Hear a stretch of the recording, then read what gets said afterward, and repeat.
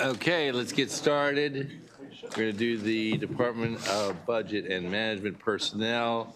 Mr. Cash with DLS. Thank you, Mr. Chair. For the record, my name is Jacob Cash. I'm a budget analyst for the Department of Legislative Services, and I'll be presenting the fiscal 2026 analysis for the Department of Budget and Management, Office of Personnel Services and Benefits. I'll discuss the ongoing status of vacant positions in state government, statewide salary actions, and the state's health plans, including the transition of retiree prescription drug coverage to Medicare Part D. Starting on page 1, the allowance is $326.5 million. Most of the funds in fiscal 26 and 2025 will be transferred out to other agencies to support those state agency salary increases that make up the majority of this budget. Moving to the performance evaluation on page 5, Exhibit 1 shows state prescription drug plan spending by drug category. Diabetes is a big driver of both healthcare and prescription costs, with anti-diabetic drugs being the largest share of prescription drug costs for some time now. Fiscal 2023 and 2024 saw large growth in anti-diabetic medication, and it reached a peak in Q2 of fiscal 2024, both in terms of cost and utilization. The number of utilizers did see a drop in Q3 of fiscal 2024 due to a rule limiting coverage of GLP-1 drugs to those with diabetes only. Overall, prescription drug costs in general are up by 13.6% from 1 year ago. And DLS is asking DBM to comment on the driver of the rising cost of medications. Furthermore, this data that is used in this analysis for this chart was not provided in a timely manner as requested by annual committee narrative. 3 reports were submitted late, which limits the ability of DLS to estimate the size and growth in costs ahead of the fiscal 2026 budget cycle. While DLS recognizes that DBM has since submitted the reports, DLS recommends adding budget bill language restricting $100,000 in funds pending receipt of future quarterly medical, dental, and prescription drug cost reports. On page 6, I'd like to point out a few planned reversions. The governor's budget plan includes a planned reversion of $28.5 million in fiscal 25 to account for savings due to higher than anticipated vacancies. Vacancies will be discussed a bit further in the issues section. The fiscal 2026 budget plan also includes a reversion of $11.95 million in fiscal 2025 for funding that was set aside for supplemental retirement matches. If you remember from some previous analyses, that match program still remains active, but DBM is asking agencies to pay for those matches with excess salary funds due to vacancies. DLS recommends that DBM include the supplemental retirement match in the fiscal 2027 allowance, and that they submit a report showing the accounting for the match in fiscal 2025. Exhibit 3 on page 8 shows the spending by purpose in the statewide program. Funding is provided for a 1% general salary increase and regular increments for employees. Funding is also provided for public safety recruitment and retention bonuses. The statewide program also includes $89.5 million to ensure the state health plans are fully funded.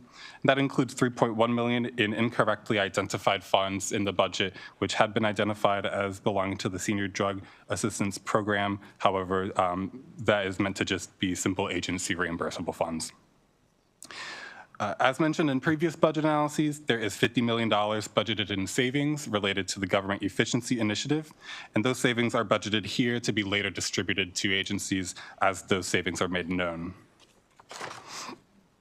Exhibit 4 on page 9 shows historical and currently proposed salary increases. From fiscal 2019 to 2025, most employees have received salary increases and salary step increases equivalent to about 31.6%. In fiscal 2026, the governor's budget provides an additional 1% pay increase in standard salary increments. Due to the fiscal condition of the state, DLS recommends deleting funds for the 1% general salary increase in fiscal 2026 and deleting funds for fiscal 2026 increments, including the judiciary merit raises. An alternative option to this would be deleting funds for the 1%, an alternative option to deleting the funds for the 1% salary increase would be to use the funds for a one-time bonus. That would reduce the structural impact of salary raises on state finances. The first issue I'll be discussing today is vacancies in state agencies. There has been an increase in state employment over the past 2 years, which is anticipated to continue in fiscal 26. The allowance adds 568 new positions and converts 389 contractual positions to full-time regulars. The majority of these increases occur in transportation, labor, Office of the Comptroller, and environmental agencies. Individual analyses in several of those budgets have included recommendations to reduce positions. Exhibit 7 on page 17 shows the number of vacancies in the executive branch. These peaked at nearly 6,500 vacancies in October 2022. They have since reduced to a low of 4,732 in April this past year. However, a slight rebound was since seen in the first quarter of fiscal 2025, as vacancies increased to 5,346 in October. The number of vacant positions has since fallen again in the second quarter of fiscal 2025 to 5,222 in this January. The improvement is actually somewhat understated, as several hundred new positions were added in July 2023 and July 2024. Exhibit 9 on page 18 shows the growth in executive branch filled positions, which have reached a peak of 46,644 in July of 2024. And they've remained above 46,000 since. And it's currently there are about 4,200 more filled positions as of January 2025 compared to January 2023. While there have been improvements being made clearly, the vacancy rate remains above 10.2%. And while that is historically high and much higher, that is historically high and it's still higher than the budgeted 7.3% turnover rate in the fiscal 2026 allowance. DLS estimates approximately $140 million in salary funds will not be needed due to the vacancy trends. And therefore, we recommend reducing funding for salary actions in the statewide program by $85.2 million in total funds, reflecting vacancy savings and a budgeted turnover rate of 8.6. Issue number 2 begins on page 20, and it is about the Medicare Part D transition. Chapter 397 of 2011 originally terminated coverage effective fiscal 2020 for the state prescription drug plan for Medicare eligible retirees. That was delayed by legal action until the lawsuit was then dismissed in September 2023.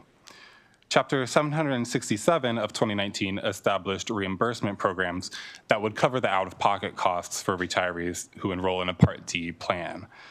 In calendar 2025 and 2026, $750 is provided to individuals, while a maximum of $2,000 is provided to families in a health reimbursement account that can be accessed either through debit or reimbursement procedures. DBM procured a benefits administrator via benefits to assist in the transition and provide counseling services to retirees. With a deadline of at the end of December of 2024, DBM and Via Benefits reached out to 56,595 retirees and their dependents, as well as 1,933 additional retirees who were Medicare eligible and on a state health plan, but not a state prescription drug plan. Exhibit 10 on page 21 summarizes the results of the outreach. Of the total group, approximately 84% were enrolled by Via Benefits, and 2% announced plans to enroll through other means. Approximately 14% either did not enroll or provided no response. DBM advises that the special enrollment period was extended to remain open until the end of this February to allow for additional enrollment. And Exhibit 11 on page 23 shows metrics for Via Benefits engagement activities. While the average call wait time increased as transition moved forward, the call center customer satisfaction rating remained high, and overall the transition seems to have been successful. There is an estimated $50 million in first-year cost savings, and that is annualized to about $100 million each year. The third issue I'll discuss is the state's health insurance plan, beginning on page 23. Medical premiums for most members increases by 5% for the 4th straight year. Medical costs grew by 5% in fiscal '24, and they're projected to increase by 6% in fiscal 2025 and 9% in fiscal 2026. Prescription costs grew by 7.2% in fiscal 2024, but they're expected to decline by 21% in fiscal '25 and 37% in fiscal '26 due to the Part D transition. During the review of the health insurance information provided in the budget, DLS was concerned with the adequacy of the funding provided in each agency with relation to the total amount stated to be required in Appendix O of the budget highlights. DLS found a difference of approximately $60 million in fiscal '26 that could require additional funding in the future to cover. While DBM states that this is due to non-budgeted funds that are indeed available, DLS notes that the difference is inconsistent between years, and we would expect there to be a similar difference where there is none in fiscals '25 and '24.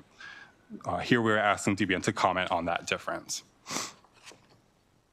The final issue I'll be discussing today is a requested report on the Mental Health Parity and Addiction Equity Act, or MHP-AEA.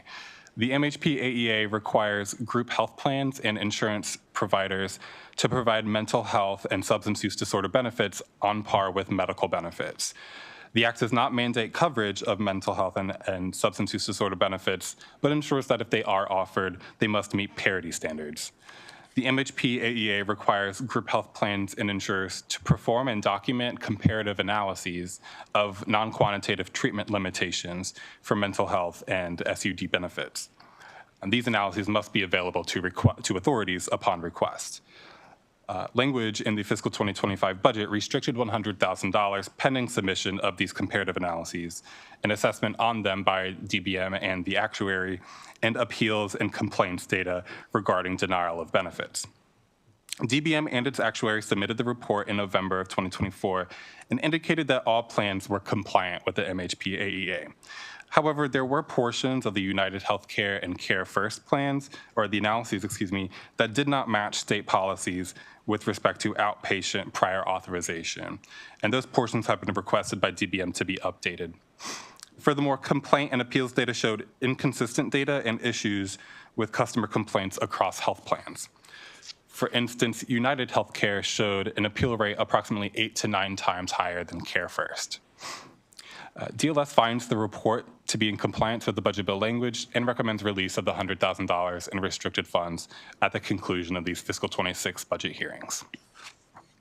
Recommended actions are listed in full beginning on page 27 and in summary on pages 2 through 3.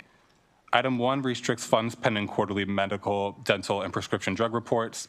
Item 2 is annual narrative requesting health insurance closeout information. Items 3, 4, and 11 reduce funding for general salary increases and increments. Item 5 requests a funding breakdown of the supplemental retirement match. Items 6 through 10 are annual budget bill language, and item 12 reduces funds for vacancy savings. That concludes my presentation, and I'm happy to answer any questions you might have. Questions for our analyst? Thank you very much. Secretary?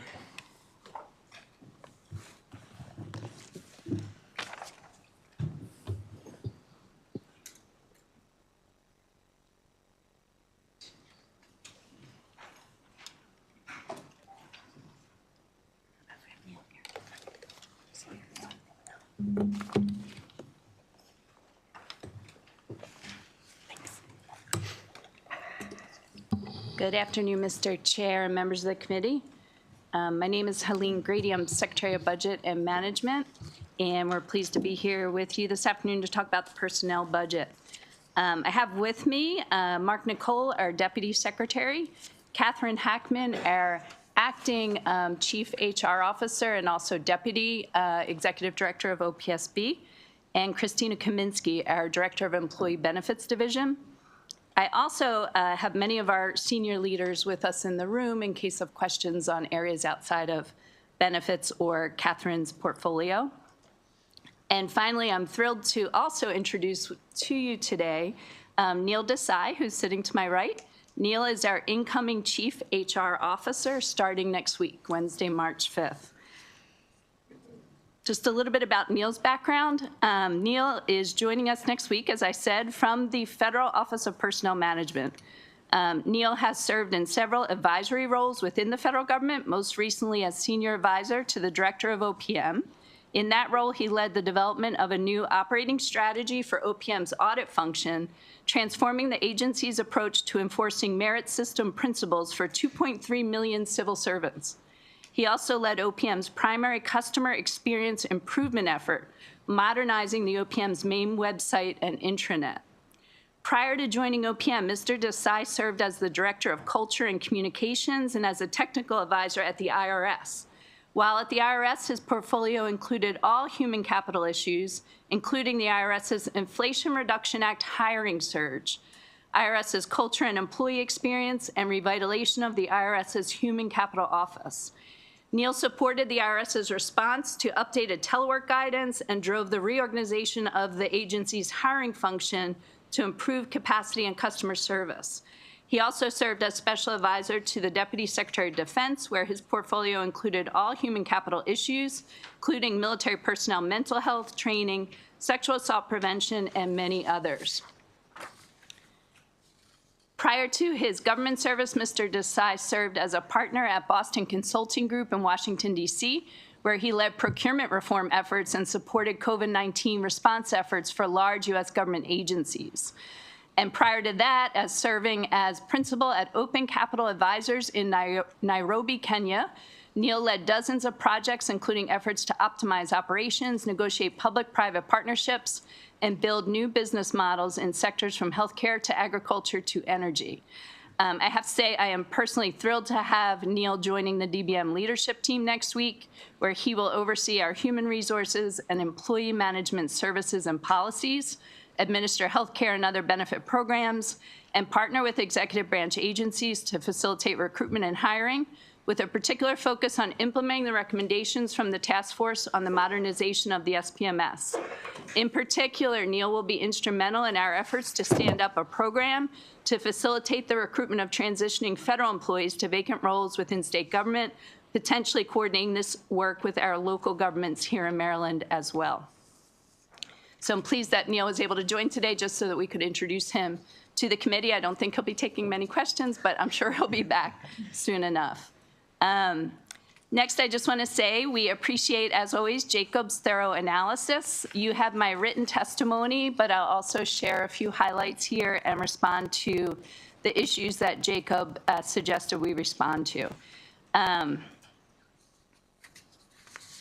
Before I do that, I just want to share a few select highlights from our work at DBM, and particularly within the OPSB and our Office of EEO as well, over the past year. We have worked hard over the past year to effectively transition more than 50,000 Medicare-eligible retirees and dependents to Medicare Part D. We've completed a reverse auction procurement that the legislature had called for in statute for the new pharmacy benefits management contract, and we are now onboarding our new PBM. We were successful in negotiating with our employee unions a new family, FAMLI, benefit program for state employees, for which we are pursuing legislative approval this session through HB 1503. We implemented our first statewide workplace culture survey and developed agency action plans. In the first launch of the survey, we obtained a 39% participation rate with more than 20,000 state employees responding to the survey. We continue to improve employee recruitment and retention, as Jacob mentioned.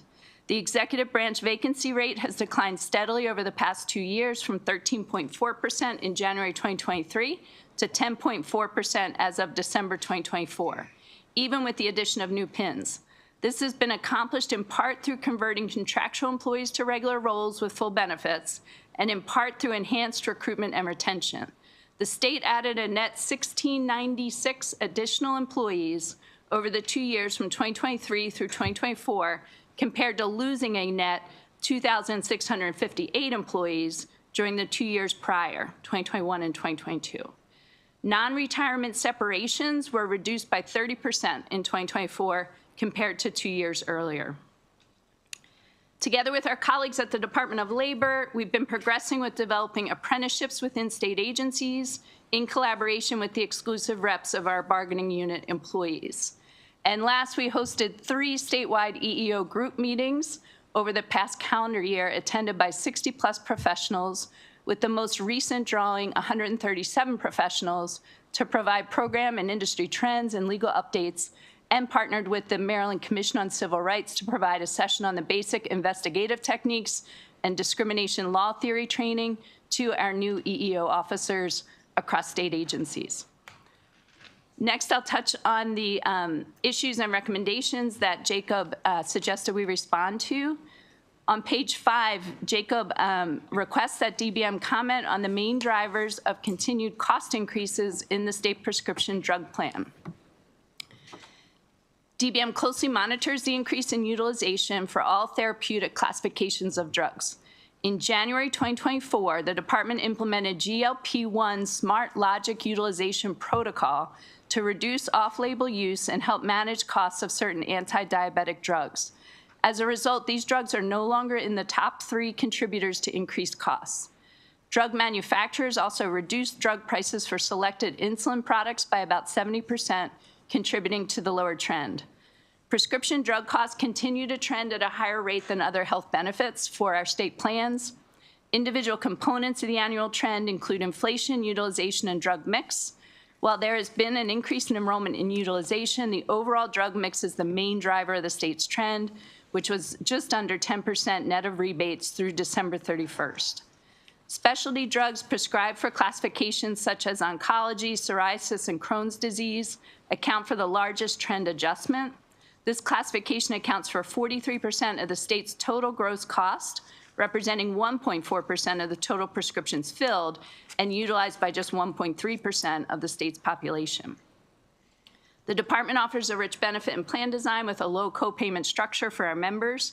However, that also leads to a lower member cost share than that of other employers at 3.6% of overall costs. With respect to specialty drugs, the member cost share is only 0.2%. On page 6, DLS recommends adding budget bill language restricting $100,000 pending receipt of quarterly medical, dental, and prescription cost reports. DBM accepts this recommendation. I do personally apologize for the late submissions over the past year, and we will prioritize ensuring timely submissions in the year ahead. On page 6, DLS recommends that DBM include funds for the supplemental retirement match in the fiscal 2027 allowance, and we concur. On page 9 and 10, DLS recommends deleting funds for a 1% general salary increase in fiscal 2026 and deleting funds for fiscal 2026 increments, including judiciary merit raises. DBM respectfully disagrees. Although we understand the need to continue to identify areas of cost containment, given continued budget pressures related to increasing costs for critical entitlement benefits and extreme economic and budgetary uncertainty related to changes in federal policy and budgets. The state negotiated these increases with the representatives of the bargaining units during the recently completed negotiations. DBM feels strongly that our negotiated agreements should be honored, and this provision should not be modified, particularly as it relates to employees covered by the recent collective bargaining agreements. On page 17, DLS recommends reducing funding for salary actions in the statewide program by $85 million in total funds to reflect vacancy savings and a budgeted turnover rate of 8.6%. DBM respectfully does not concur for multiple reasons. As the DLS analysis states, the administration has made significant progress in reducing the high rate of vacancies across state government. In addition, while the total fund budgeted turnover for the state is 7.3%, as the DLS analysis states, general fund turnover for the executive branch, excluding higher ed institutions, is budgeted at a higher rate of 9.22%. This is already close to current vacancy trends, leaving limited room to continue progress in reducing vacancies. Furthermore, DBM is actively working to launch an initiative to expedite recruitment of separating federal employees for key vacancies in state government. Finally, the statewide reversion assumption of $75 million in the budget already accounts for the fact that some agencies may have remaining salary and fringe funds at the end of the year due to vacancies. DBM is highly concerned that if the recommended reduction is taken, it will need to be backfilled with a deficiency during fiscal 2026, as agencies would face operating budget shortfalls. On page 24, DLS requests that DBM discuss the adequacy of the budgeted funding for health insurance in fiscal 2026. DBM believes that the governor's allowance is adequate to support projected health insurance costs in fiscal 2026 and notes that the submitted budget has a gap of $62 million, not $90 million, between what is budgeted for health insurance and state agency appropriations versus the projected receipts from state agencies. We have followed up separately with Jacob on this and are comparing data to see why we have this discrepancy between our analyses. On page 25, DLS recommends annual committee narrative to request that DBM submit medical, dental, and prescription drug utilization and cost data, and DBM concurs. Happy to take any questions. Questions for the secretary? Mr. Jennings. Thank you. This deals with the vacant positions. I know there's been kind of a hiring trend since Governor Moore has come in. And this page 17 has kind of got the chart that shows it actually, it's kind of been a spike up since, it looks like middle of COVID in July of 20. So I guess that was under Hogan too. But now that we are under some pretty severe times right now, budget-wise, has there been any attempt to kind of put a freeze on agencies to say, hey, not right now, let's stop hiring, let's not fill vacant positions because just now's not the time? Thanks for the question. What I can share is, as we talked about, the administration, and as you know, has been heavily focused on filling critical roles across state government in the 2 years that we've been in office. What I would share is that core functions across state government were really severely depleted when the Moore-Miller administration came into office in January 2023, and we've been working to rebuild. We believe that the depletion that we experienced coming in was a result of both recruitment and retention challenges in the years prior to 2023. Our view is that across-the-board freezes can be counterproductive, whether we're talking about hiring freezes or salary freezes across the board, counterproductive to both, efficiency and ultimately results for state services and for what we're trying to provide for Maryland residents. So we have worked hard to avoid across-the-board freezes. We acknowledge that obviously sometimes state government, like any other organization, needs to go there at times. Up till now, we have certainly worked hard, as I said, to avoid across-the-board actions. Instead, the administration holds our agency heads accountable to results and to managing within their budget. So agency heads across state government may have internal freezes on various positions at different times, depending on what they're experiencing related to their budget, because they know that they're accountable to managing within budget and they're accountable to providing results for the citizens. And we feel that it's better deployed at their level to determine which positions at which times they would deprioritize versus other actions that they have control over within their budget. That's been our position and our posture up till now with budget planning as it relates to personnel budgets. Like I said, there's tremendous uncertainty ahead. We acknowledge and understand that there are points in time when any organization may need to go there to across-the-board actions, but up until now, we've managed without that. Okay, so it gets dire as we go by each day, it seems like. And it sounds like what you're saying is that as long as those positions are funded in the budget, it's up to the secretary's discretion.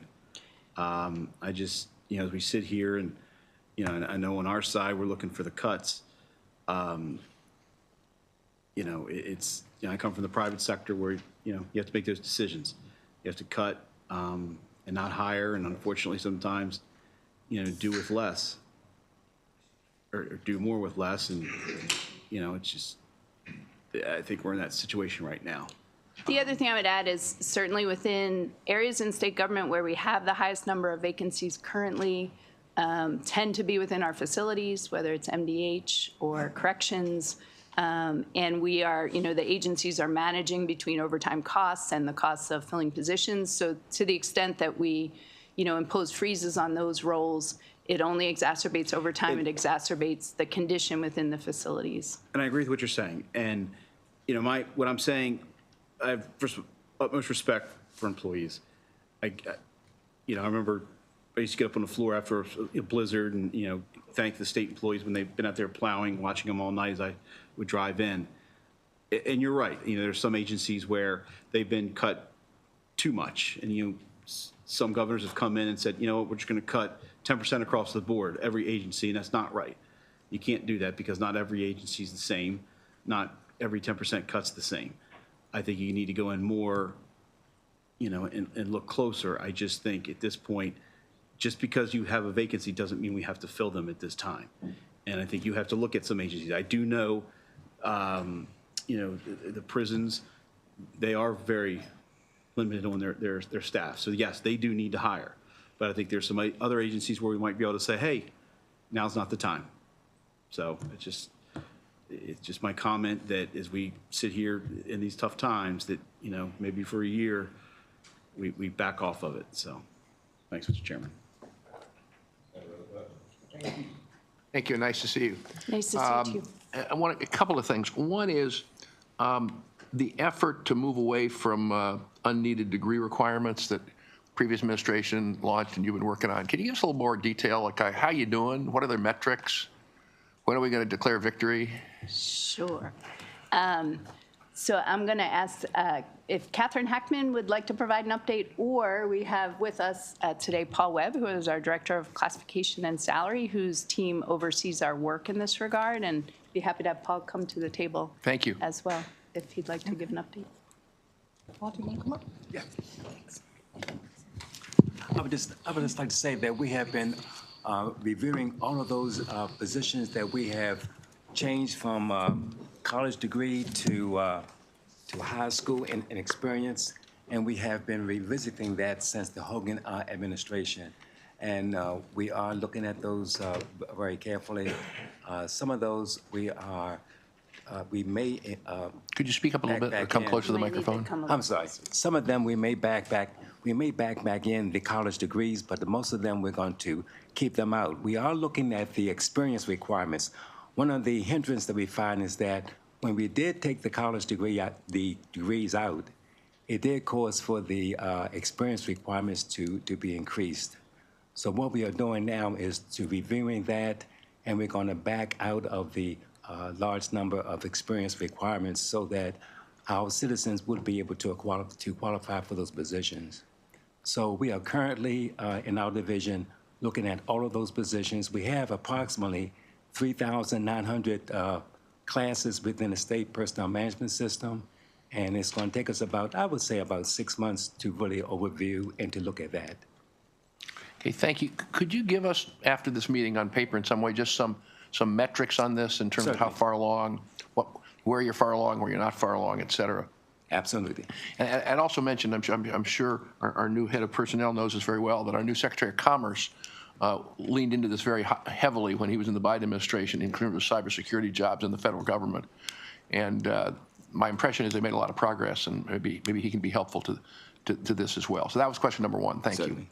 Question number two is, I didn't see it, I heard it mentioned in an analyst report, but I can't find it, is the $50 million government efficiency initiative, Yep. which we've talked about offline. Yep. I think we talked about last week in our secretary's hearing too. Sorry? I think we talked about last week as well in our Office of Secretary hearing. We did. I just wanted to bear down a little bit in terms of your thoughts about how we can plan for upscaling as we go along. It's great to have it should not be one and done, and I'm not saying you're suggesting it should be one and done, but it's not like we're the first people who ever thought of this. And so it would seem like we ought to be, given our situation and given our medium-term situation, it would seem like we ought to be able to build in, this is step one, and here's what we see as potentially step two or step three or step four to really scale that. I want to get your comments on that. Completely agree. In fact, our long-term forecast at DBM anticipates increased savings in the years after fiscal 26. What I would say is, let's stay in dialogue as we're getting kicked off. We are in the early stages of this first tranche. I will say that my observations are such that we have a good bit of culture change to do across state agencies in terms of their readiness for the level of change that we're envisioning, even when it comes to backshop administrative services. I don't think there was a lot of proactive work along these lines in the years prior to this administration coming in, and we have quite a bit of change management ahead of us. So I would be cautious against getting ahead of ourselves in terms of successes and forecasting too quickly the future, but we absolutely envision that this is just the start. Okay, well, I would just emphasize for all your colleagues, you and I have had this conversation, that there's at least one member of the legislature that is forward-leaning and very supportive of doing this, and I think most of my colleagues are as well. Yes. And so I think any way we can help you, we want to help you on this. We appreciate that. Last item, you mentioned apprenticeships, and I appreciate the fact that we all appreciate the fact that you've taken some leadership in moving apprenticeships in the executive branch. Because of your turnover, obviously, your department was not able to participate as much as you would have liked to in the Apprenticeship 2030 Commission work. That's true. Although our representative on the work is now with the Department of Labor carrying out this work there, so we haven't lost her entirely. No, absolutely. But there's an opportunity where I'm going with this, is because the Commission's report is coming out this week. Okay. And it has very robust recommendations related to public service apprenticeships. And Ms. Gilmore from AFSCME, who represented AFSCME on the Commission and was chair of the work group on public service apprenticeships with the support of AFSCME nationally, were very forward-leaning and very visionary in terms of public service apprenticeships. And so I hope that the department will really look at those recommendations and work with folks to try to move the ball down the field. Absolutely, and we'll make sure it's on Neil's list as Great. he starts next week. Just want to say, I saw him there. I just want to say, I saw him. Thank you very much. Thank you, Mr. Chairman. Sure. Thank you, Mr. Chairman. I just want to follow up a little bit on the senator from Hartford and Baltimore, how some of our concerns, I can understand public safety and how important public safety is and how we hire and we continue to hire there because we're so below where we need to be. But I think at the same time, when we're hiring people and we continue to hire people at the state that we're in the state of Maryland, and how we don't look ways we can multitask and find ways to work and be more efficient in that way. That's very concerning to me as we continue to hire and we continue to be a big government when I believe we need to be a responsible government with the people's money. And I ask this question, where are we going to stop? Where's our area where we're going to say, okay, this is enough? Or maybe we need to ask where we are now and where we need to be, possibly. So we can say, okay, we're sufficient enough that we can do and be, I guess, responsible to do our job and finish it and do it all. And we won't be lacking. I think it's important just to ask. So Sure, no, I appreciate that, and I couldn't agree more with regard to the need to be efficient and making sure that we're modernizing our processes and delivering results for Marylanders. That's why we're here.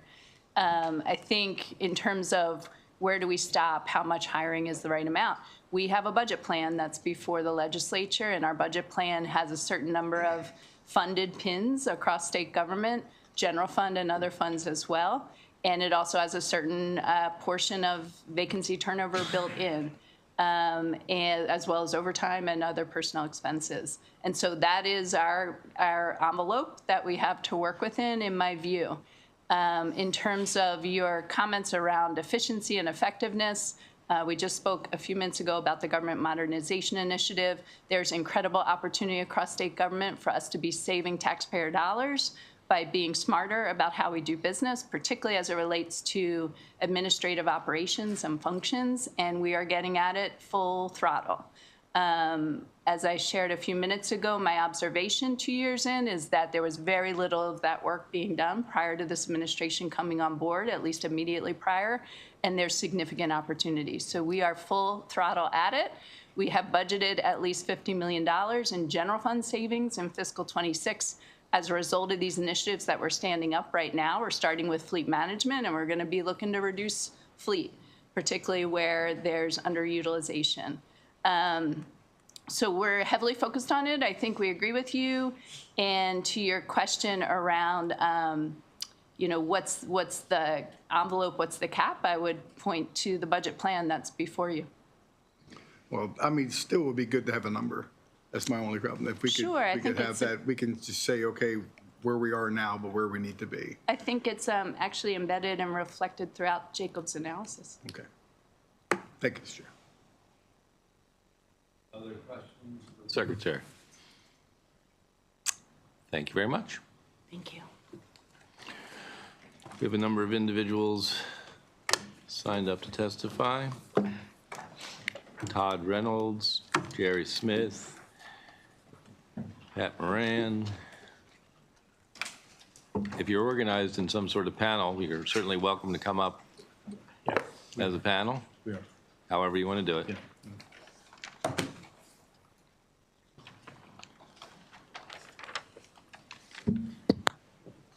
I have 7 people signed up in total.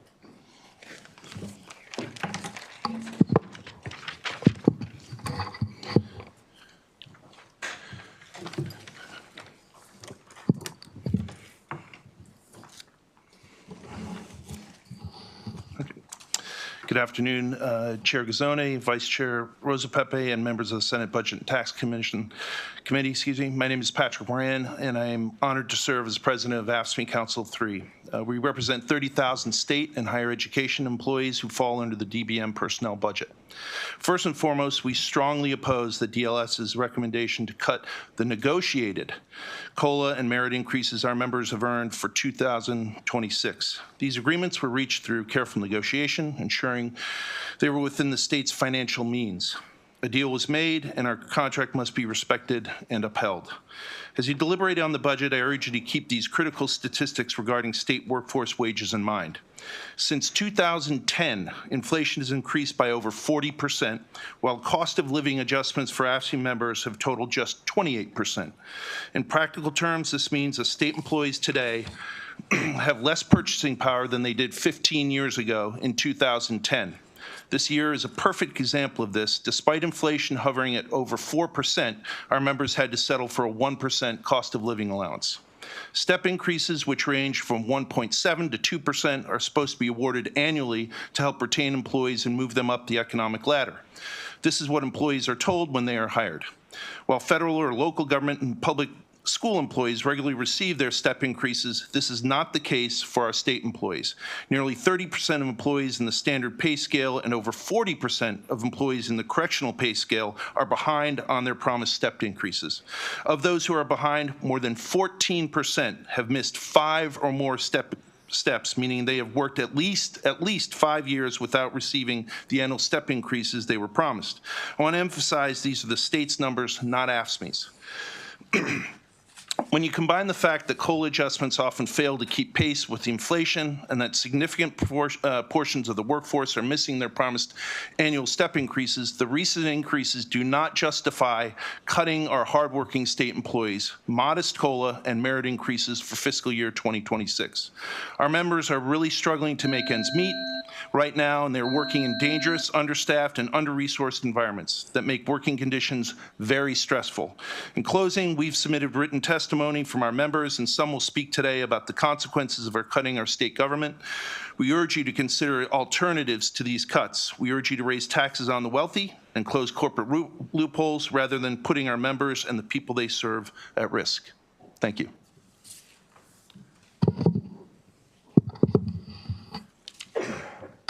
Good afternoon. My name is Rainika Robinson, and I am honored to serve as the president of AFSCME Local 3661. Last year was one of the darkest in our local's history. For the first time, we tragically lost one of our own, parole and probation agent Davis Martinez, while he was conducting a home visit with a sex offender on his caseload. Despite years of raising concerns about our safety during these high-risk home visits, Agent Martinez died alone, without the backup or resources he desperately needed to protect himself. While I appreciate that the budget includes some funding for additional agents and PPE, it still falls short of what is necessary to ensure our safety and manage caseloads that are truly manageable. Right now, the Gaithersburg office has 4 agents responsible for 633 sex offenders, despite the recommended standards of 50 to 1 for moderate to high cases. When we are adequately resourced and staffed, we can intervene meaningfully in our clients' lives, helping to prevent them from reoffending. This not only reduces recidivism, but also saves the state millions by preventing the costly cycle of re-incarceration. It's already difficult enough to hire and retain people for these dangerous jobs at the salaries we offer. If we go another year without adjusting our pay to keep up with rising costs, it's only going to get harder. Speaking personally, my BG&E bill doubled this January compared to last year, but my salary didn't. Now I'm in the hole, and that's just my story. I know there are thousands of others in the same situation. After the year we've had, cutting our pay feels like a slap in the face. We don't want to wait until tragedy strikes again. For once, we'd like to have the necessary resources in place before someone else dies. Please explore alternatives to these cuts. Thank you.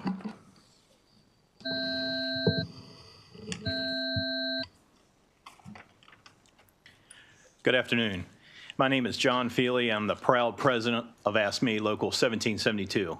I'm a correctional officer in Hagerstown. Since 2010, the Department of Public Safety has spent over $150 million annually on overtime and is projected to spend $230 million in fiscal year 26. I'm the face of all those hours of worked overtime, and I'm tired. For the money we spend on overtime, we could just hire more officers and pay us more. We are staffing the prisons on mandatory overtime worked by me and my colleagues statewide. Going home to our spouse or loved one or even a pet is not a given anymore. There's so much stress at this job. From the time you clock in to the time you clock out, you are on a constant high alert, always checking and supervising your surroundings. Then, as you approach the last hour of your shift, you get a call from the duty lieutenant, and you instantly get a pit in the bottom of your stomach. That lieutenant is calling to tell you you have to stay and work another 8 hours due to staffing shortages. This happens multiple times a week for me and my coworkers. This takes a huge toll on our family lives. And you also don't know if you're going to return home safely in one piece. In our state prisons currently, there are 9 assaults a day happening to correctional officers. Some of these have been so severe that officers have needed to be life-flighted out to get urgent medical attention to save their lives. And sadly, short staffing makes it less safe for incarcerated individuals too. There's been an increase on inmate-to-inmate murders this year because we simply don't have enough officers to provide direct supervision. Please don't cut our salaries. It's only going to make staffing worse, and we can't afford that. Thank you.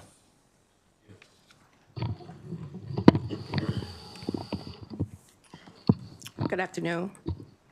My name is Tanya Wolford. I am the recording secretary for Local AFSCME 1803. I have been a state employee for over 25 years, and I'm begging you not to cut my pay. I work as a revenue specialist at the Comptroller of Maryland in the call center, so I'm the first point of contact when taxpayers have questions. I also work in the branch office and deal with walk-in customers. I help taxpayers with questions about the returns and help resolve any holes that they have on their account. This work is overwhelming year-round, and we simply have more taxpayers needing help than we have staff. Last week alone, we had over 100 taxpayers in the Annapolis branch walk-in office with only 6 employees to help. Taxpayers often lined up at the door before 8:30 and have been out there waiting for a while before we can even open the doors to help, and on the phone holding, and they're very unpleasant once we get them. But customer service professionals like me who work for the state get a lot of satisfaction from our jobs because we like to help people. Our customers really appreciate the one-on-one attention to their concerns, and no one likes to be in the automated customer service loop. We are terrified our jobs are going to be automated away someday, and then who will our customers turn to? Coming into our job, we knew we weren't going to get rich off of our state salaries, but we were hoping that we would at least keep up with inflation. Food prices, gas prices, rent, insurance, everything has gone up in price. When our salaries don't go up with inflation, we are starting each pay period with a pay cut. Salaries should be competitive because when people in my office quit, it's normally because they're going to higher paying jobs. My job is a technical job, and it takes 2 to 3 years for you to really get to know it. And then when that happens, we're training more folks and taking away more time from the taxpayer.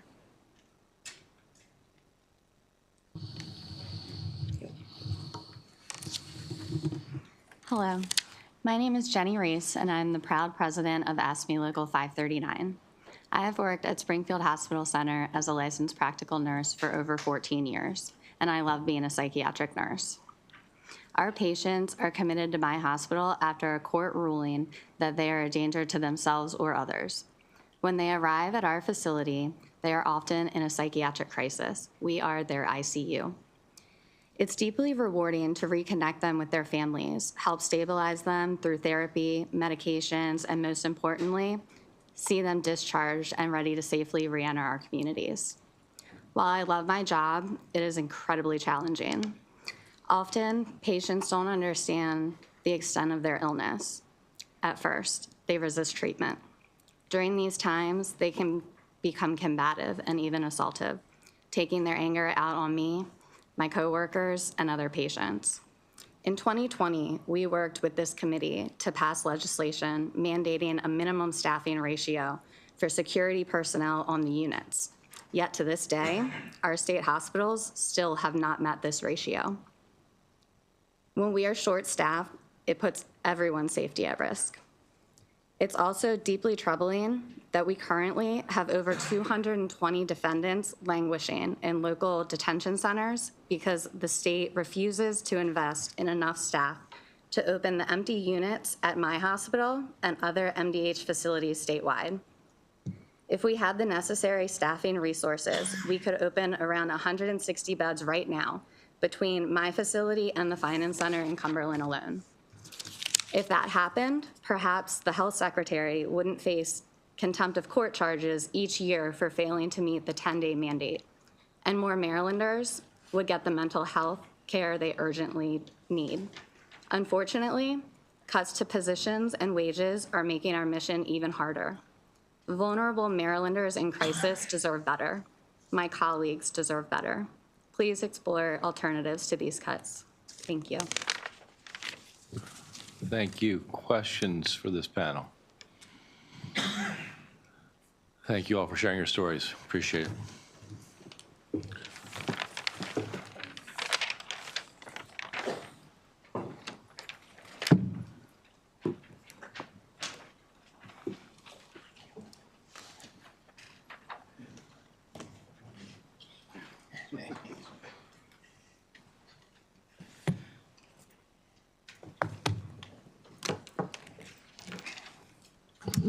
Yes, good afternoon, Chair Gazone, Vice Chair Rosapep, members of the Senate Budget and Taxation Committee. My name is Todd Reynolds. I am the political coordinator for the American Federation of Teachers in Maryland. AFT Maryland is a state organization for a number of public education, public sector employees in the state of Maryland, including 3 state employee unions that negotiate directly with the governor's administration. We're here today on behalf of those 3 unions. AFT Maryland calls on this committee to accept the governor's budget recommendation for state personnel and reject the proposed DLS recommendation that would void our agreements that we reached through collective bargaining, the collective bargaining process. We submitted some written testimony, and I just want to give some highlights, and one of our presidents is here who can also talk some more. But as you all are painfully aware, these are really trying times for residents who choose as their vocation to go into the public sector. I'm sure many of you know personally the direct attacks from the federal workforce causing havoc on the lives of thousands of Marylanders. You've probably gotten a number of calls from your residents who are worried. As public sector workers like to say, these institutions that define our democracy work because we do the work. We provide vital resources to Maryland residents every day so that they might live their lives without fear of harm, with knowing their roads are going to be safe, patients will be cared for, their water, their air will be clean, and the education they receive will be of the highest standards. Seldom do public employees do this work and get recognized for their labors, largely because we do not ask for accolades. We must note that these attacks on the public sector have been brewing for years in state government.